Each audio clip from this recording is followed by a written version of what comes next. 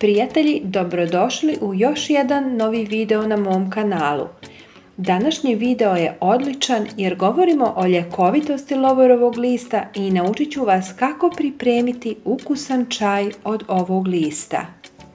Vijencem od njegovih listova nekada davno kitili su se atletičari stare Grčke, a danas ga, zahvaljujući njegovom aromatičnom ukusu, dodajemo u jela poput juha, umaka i variva.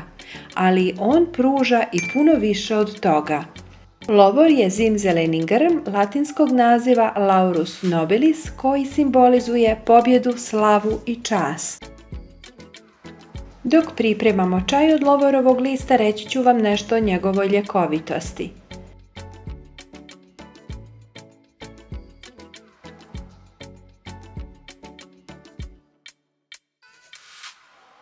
Lovorov list ima protuupalna svojstva koja mogu smanjiti bolove i upale u tijelu, prehladu, bronhitis, sinusitis. Lovorov list može poboljšati probavu tako što potiče proizvodnju želučanih sokova. Istraživanja su pokazala da lovor može pomoći u liječenju raka dojke i raka debelog crijeva. On jača imunološki sistem. Lovorov list ima antibakterijska i antivirusna svojstva koja mogu pomoći u jačanju imunološkog sistema. Lovorov list ima umirujuća svojstva koja mogu smanjiti stres i anksioznost. Također može pomoći u regulaciji razine šećera u krvi tako što povećava osjetljivost stanica na inzulin.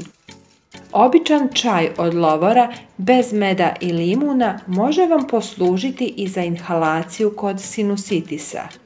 Recept za čaj od lovorovog lista. Potrebno vam je 4 do 5 suhih listova lovorovog lista, 2 šoljice vode, med, sok od limuna. Zagrijte 2 šoljice vode u loncu, dodajte 4 do 5 suhih listova lovorovog lista u vodu, kuhajte na laganoj vatri oko 10 do 15 minuta.